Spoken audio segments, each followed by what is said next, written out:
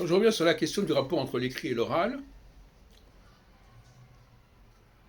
qui n'est pas toujours très facile à préciser. Parce qu'il y a deux problèmes d'alignement, de l'écrit vers l'oral ou l'oral vers l'écrit. Alors, il y a eu, il y a quelques jours, un café philo McDo sur ce sujet avec Christophe et Mousse. Bon, vous pouvez vous y référer. C'était assez burlesque, certains côtés. Et il y a d'abord le problème de savoir si c'est l'oral qui doit s'aligner sur l'écrit ou l'écrit sur l'oral. Mais en réalité, ce n'est pas si simple que ça, car l'écrit sur l'oral, ça ne veut rien dire, puisque l'écrit comporte des codes.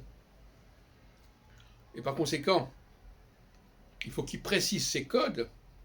Si ces codes sont mal compris, il n'y aura pas d'ajustement de l'écrit sur l'oral. Normalement, il y a un ajustement. Mais quand il n'y a pas d'ajustement, c'est qu'il y a quelque chose qui n'a pas été bien compris. C'est valable aussi dans le rapport entre le français et l'anglais. Quand il y a des mots français qui passent en anglais, ils sont généralement mal lus, ou ça c'est un problème encore.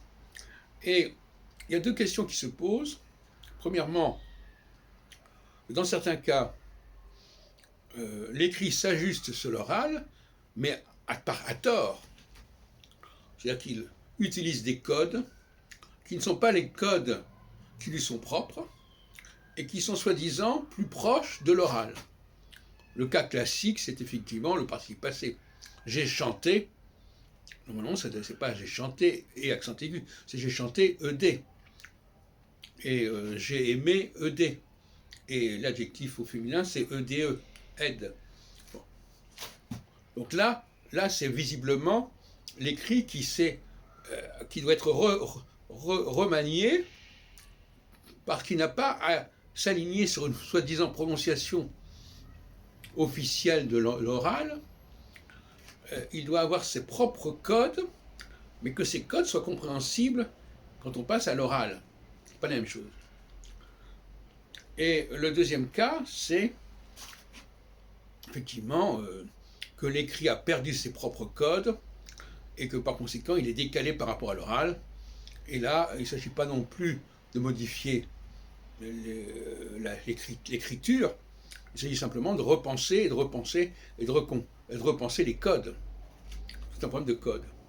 Et puis, je terminerai en disant que de toute façon, un texte écrit est incompréhensible si on n'a pas les codes pour le lire et si on n'a pas non plus la connaissance de la réalité dont il est l'expression, quelque part. Par exemple, pour lire la Bible, et pour la lire correctement, il faut avoir un certain bagage anthropologique, un bagage historique, sans quoi on ne la comprend pas, on ne comprend pas le texte. C'est tout le problème des commentaires, etc. Donc voyez-vous, donc l'écrit doit être à la fois, il exige un commentaire, et il exige de disposer d'un code approprié pour le lire correctement, pour le prononcer correctement.